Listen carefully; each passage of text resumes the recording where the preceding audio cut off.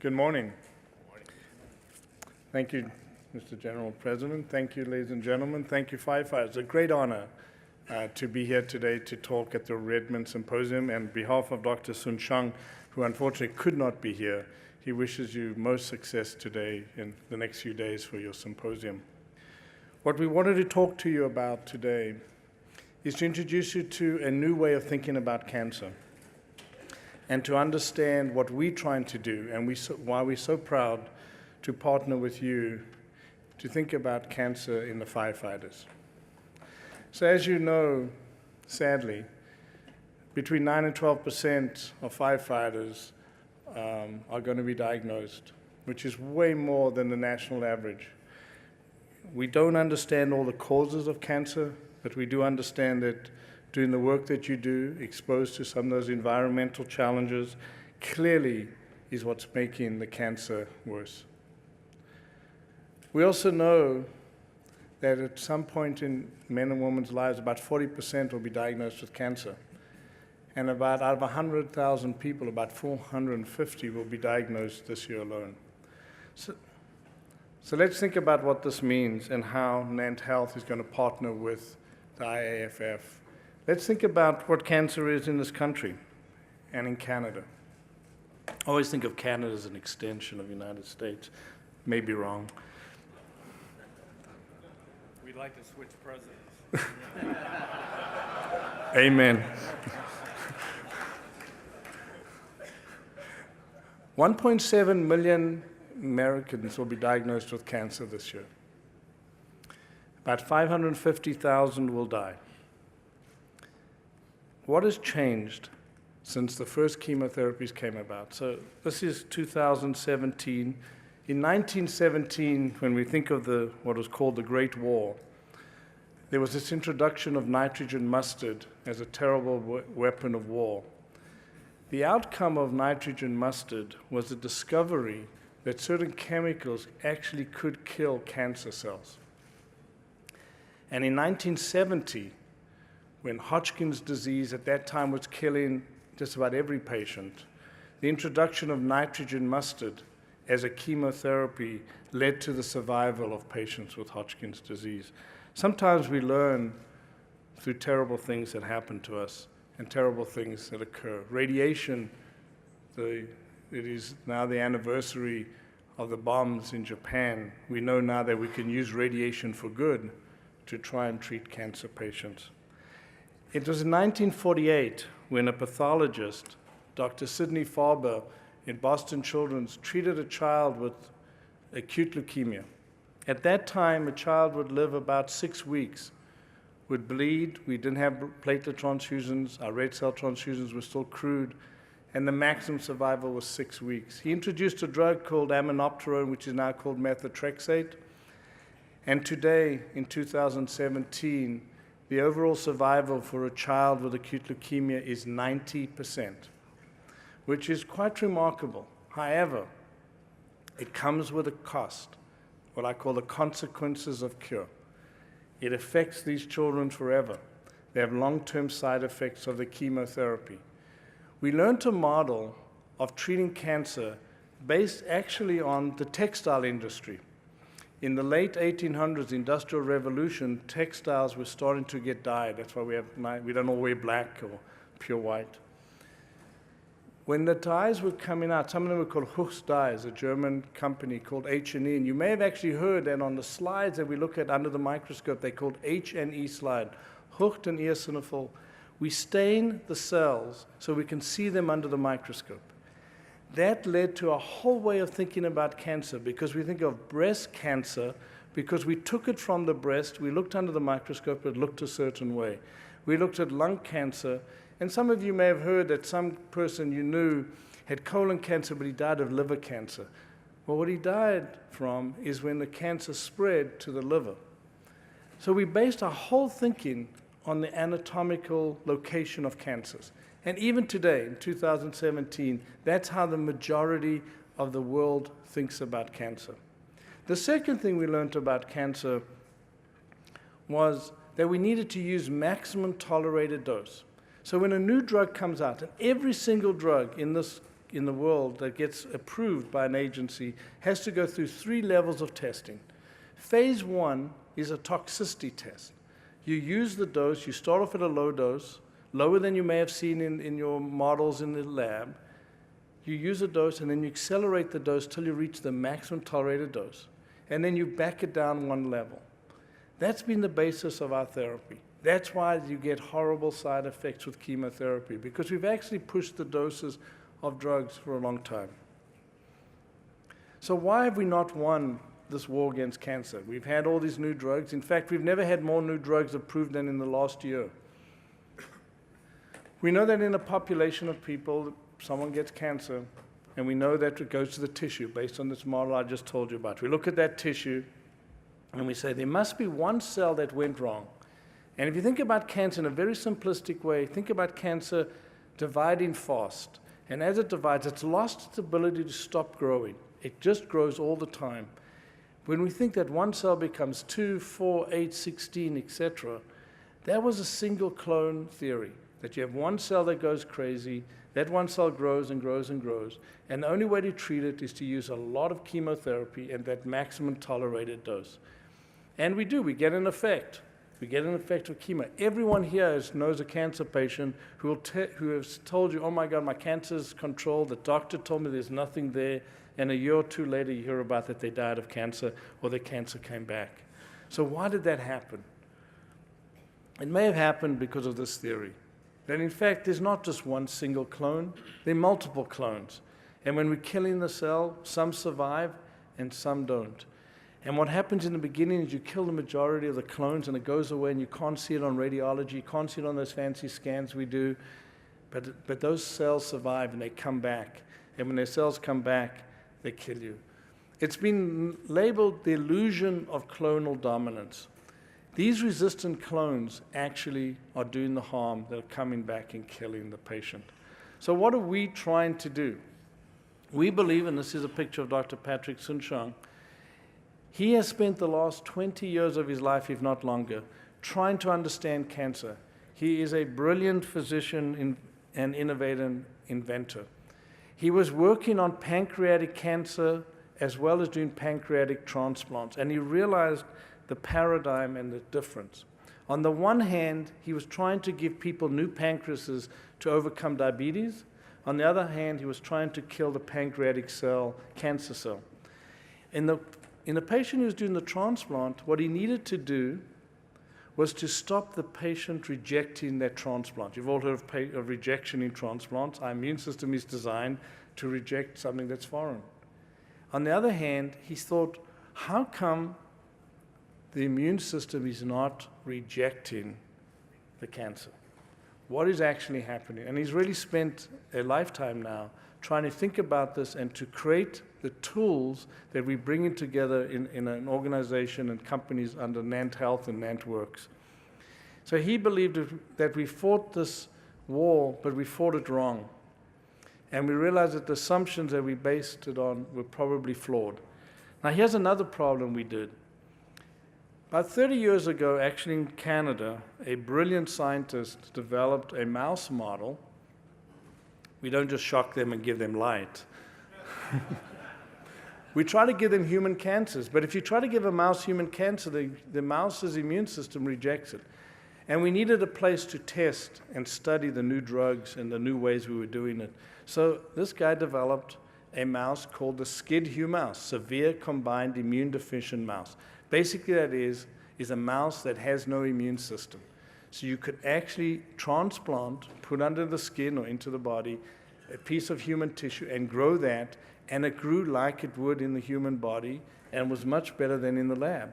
The problem is, it absolutely had no immune system. So if we spent the last 30 years trying to understand cancer and forgot that there was an immune system, and every single drug that we know of that's been approved for cancer therapy is based on what we call cytotoxic killing. You got a cell, you try to kill that cell by interrupting its DNA or interrupting how the cell grows. But we did not appreciate that it was the immune system that probably took care of it. And the same drugs that we have used at maximum tolerated dose, the drugs that give us the hair losses, the nausea and vomiting, and everything else that you know about cancer medicine and despise, those drugs could be used at a much lower dose. And if we use them at a much lower dose, we could actually affect the immune system and figure out. So one of the things that Dr. Soon-Shiong realized is we have the unbelievable technology. Not one firefighter I can imagine would want to leave the fire station and have to think, okay, now do I go down the left street or the right street? Where do I go? You use GPS, you know exactly where you're going. I assume when you get to a burning building, you have the schematics of that building from before, and you understand that building. We have technology today that can be downloaded, satellites, we can have it. How come we're doing medicine and cancer medicine without knowing what that individual patient's cancer looks like? We're relying on this old-fashioned approach of looking under the microscope, which meant nothing. It was a crude technique, So he developed what's called GPS, and it really is about a new paradigm. So we really want to know more about each person's tumor because we think that's so important. If we don't know about them, how are we going to maximize their therapy? And all of us are individuals. Everyone in this room looks different, acts differently, exactly with your tumor as well. So we need to understand that. So he developed a test, and I'm not going to go into the great science behind it, but he developed a test called GPS. It stands for Genomic Proteomic Spectroscopy. Now, some of you remember from high school biology and maybe college biology, there's DNA becomes RNA becomes protein. We are proteins. We don't actually have our DNA working. It's our protein that interact. It's drugs interacting with proteins. And if you do that, you can start understanding. So the first thing we did was we wanted to look at the DNA. Now, there are some tests out there that other companies have and other researchers and universities have. They're called panel tests. All of us have about 20,000 genes in each cell. We said we want to sequence every one of those. We want to look at the code of every one of that. That's 3 billion base pairs. And we wanted to do something very importantly. We wanted to compare it to what you were born with. So we call that the normal. So we do what's called sequencing tumor versus normal. And we use subtraction, and we say, what is new? What is new in that cancer cell that you were not born with? Now, if we do those funny panel tests, we can't tell that because we find a mistake. We think that's real. We think that's driving the cancer, but we don't know you're actually born with it. We all have slight variations. They call polymorphism, fancy name. The bottom line is we all have variations that keep us healthy. We wanted to know which are the ones that are doing harm. So the first thing we look at is we want to look at the genes itself. Then we actually want to look at the RNA. We want to say, did it make that natural biology change? Did it actually get expressed? It wasn't good enough that there was a change, but was it being expressed? Was it actually in the cell? And then we want to know, was it getting to the protein? Because at the end of the day, it's about that protein. There is no other test in the world today that is as sophisticated as the one we're doing. And when Dr. Soon-Shiong took it on, everyone said to him, "You crazy? You don't need it, it's too much information." He said, "No, we need this big data. We need it on every patient. We need it because if it was you, why would you not want to know everything about your cancer cell and what's going on? Because we want to be informed. And by having total information, it allows us to put our supercomputers at work to start finding what makes your cancer move, tick, and why it's trying to kill you. We need every advantage to beat this cancer. We would not send you into a fire today without the protective gear that you use today. Why would we want to go and fight our war on cancer if we did not have all the tools? So we created a whole bunch of things. They got fancy names. We put the word GPS in front of it. It has proteomics, means protein. It looks at protein. We discovered that there were women diagnosed as having a type of cancer called HER2 positive breast cancer, which we have drugs for. And we discovered that those women actually didn't have it. When we looked at the protein, they may have not had that gene. You would have gone down an absolutely wrong pathway. So we need to understand that totally. We have this fancy way of doing it. We got these sophisticated labs. And Dr. Soon-Shiong, being him, was able to scale We can do every patient we need to in a rapid fashion for all the members of the firefighters and beyond. We have been scaling to be able to do this at a level. And then we come up with reports, and now we have reports that go to the physicians and help the physicians. And we have a tumor board, which is sort of a video conferencing way to help any physician anywhere in the country, and in fact the world. We've done them with Israel, Australia, and other countries to be able to make sure that the physicians who order the test know how to interpret the results, because it is sophisticated. It does require thinking. So this allows it to be done, and it also has a component there that's even looks at it from a budgetary point of view. So again, think of GPS as genomic, proteomic spectroscopy is the fancy machine we use to detect that. It is the most sophisticated we can do. Later on this afternoon, Dr. Bill Flood will be holding a session explaining a little bit more in detail about the GPS test and how members here can get the test. But let me tell you in the last few minutes about what we're doing with our studies. So this wasn't good enough. This was only the beginning. We have a group of clinical trials called Quantum, Immuno-Oncology Lifelong Trial. We call them the CULT trials. You can go to clinicaltrials.gov and search, and you'll find them. And basically, we created something called the NantHealth cancer vaccine. We did something that everyone said was impossible. Every time there's a phase 1 trial, it's one novel agent, never been approved, gets tested in a patient at one time. We went to the FDA and said, no, that's not good enough. That's going to take too long. We want to do multiple novel agents. They told Dr. Sunshang he was absolutely crazy. He can't do that. The FDA will never approve it. Well, I'm proud to say that today we have 10 approved FDA-authorized vaccine trials, and these trials all have between 4 and 7 novel agents. We are in this rush for time to cure our patients. We are trying to do it. Our first patient went on last week. That's why I'm going to rush out now, because I have to go back and see the patient again. Our next patient starts next week, and within 3 months, we'll be opening this both in our new clinic in California, in El Segundo, which is a new futuristic type of cancer center, and cancer centers around the country to treat firefighters. The basic idea is to use that GPS in the center and institute all those little things going around that circle to show you what's going on. Now, I know that, I'm sorry, maybe it's before lunch and I shouldn't show these pictures, but I just want to show you the power of what we've done. There's a type of cancer called Merkel cell carcinoma. It's a terrible cancer. It is very resistant to therapy, and even the modern therapies, some don't work. We took this gentleman who had this cancer come back. He had failed everything known, every new drug you heard about, everything you've read in Forbes, Fortune, Wall Street Journal, and we gave him an infusion of cells, and they're called natural killer cells, part of our immune system to fight these. And these off-the-shelf cells created in our labs was able to do it. And you can see by September he was totally clear. He's still totally clear. And we have other patients doing extremely well. He got a non-toxic IV infusion of cells. He already had hair loss, but normally no hair loss and no bad side effects. I'm going to just quickly go through it. It's a very complicated protocol, so just bear with me 1 second. This protocol is over 14 days. It's sophisticated. People say, well, it's too complicated. Well, really? Starting off with pancreatic cancer. Pancreatic cancer has got about a 5% 5-year survival. That's not good enough. In 2017, we have not beaten pancreatic cancer. We are taking on pancreatic cancer in a massive way, and our first patient starts on Monday.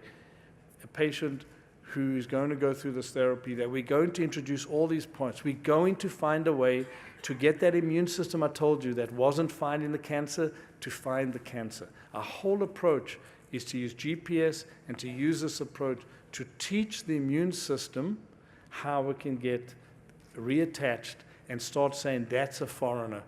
Let's get rid of that foreign tissue, and that foreign tissue is the cancer. So we call it the NantHealth pancreas vaccine or cancer vaccine. We have 10 opening in the next 3 months. In about 3 or 4 months' time, we'll open these all around the country and have them available. We're going to have these being tested in phase 1, phase 2. It's lower dose chemotherapy. It should be less toxic. But because it's a trial, because we don't know, that's why we do clinical research, we'll try and prove it. And we can see across all tumor types, our goal with Dr. Sunshang is to go after every single type. We started off with the sickest patients first, and then we'll move it back and eventually try and get to early prevention. So I know I'm just out of time, but there is a video that maybe they can show. It's of a gentleman, and I think you'll appreciate this is a gentleman who had a type of cancer called a Ewing sarcoma. It is a bone tumor and soft tissue cancer that when you run out of normal therapy, you normally die. And you'll see in this video that not only is he's alive and well, but he's thriving. So if I could have the video, I appreciate it. I'm a 17-year survivor of Ewing sarcoma. I was married for 10 years. I didn't know what was going to happen. I was wanting to see my kids grow up. I went on chemotherapy regimens 3 different times. I had 3 surgeries. That all went on for 7 years. And I was good for another 2 years. In 2006, it metastasized again. They put me on another chemotherapy regimen. At that time, it didn't work. The tumors were growing so rapidly that my doctor decided to send me to San Antonio, Texas to go on a clinical trial, thinking this might be the end of it for me. They gave me a treatment the next day, which was only a 100-milliliter bag, and 8 days later, they did another PET scan on me. And the doctor called me from San Antonio, and he said, you won't believe this, but your tumors have shrank by 60% with 1 treatment. And I was so happy. I mean, I had tears coming down my eyes. The whole 9.5 years I've been on this drug, I've never stopped doing what I would like to do. I'm not short of breath no more. I can go fish and hunt and you know, bowl and do whatever I want to do. My youngest daughter, she's 19 now. I didn't know if I was going to make it, but dying wasn't an option. My dad was able to have his life back, and we were able to vision a future with my father. You know, one day he'll walk me down the aisle, or one day if we have grandchildren, he'll be able to see his grandchildren grow up, and that's just incredible.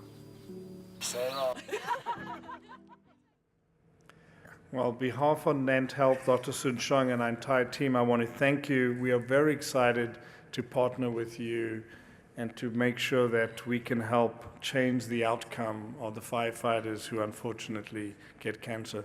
Thank you very much for your attention. Thank you so much. Thank you.